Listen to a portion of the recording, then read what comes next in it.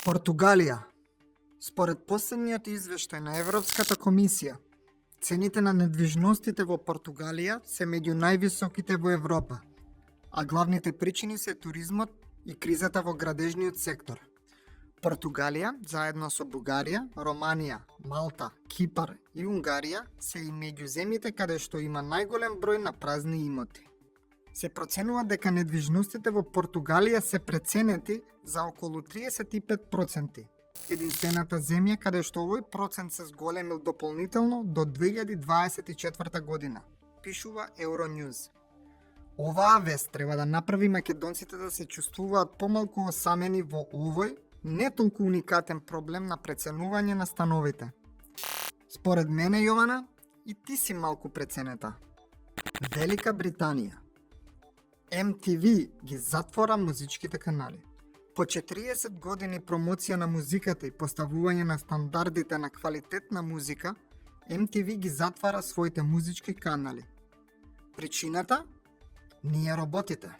Се шегувам, но не е далеку од нас.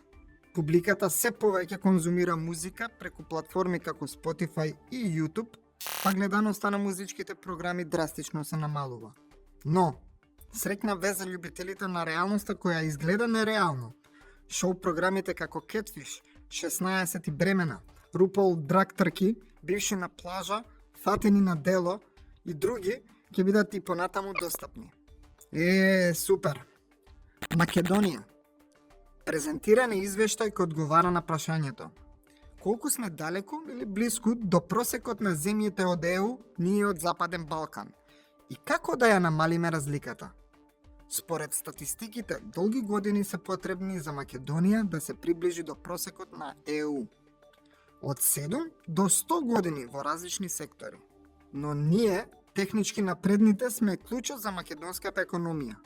Имено, извозот во IT индустријата постигна 82,9% од европскиот просек со речиси 6% поени раст секоја година. Се очекува дека оваа индустрија ќе го достигне европскиот просек за само 3 години. Чао, ариведерчи!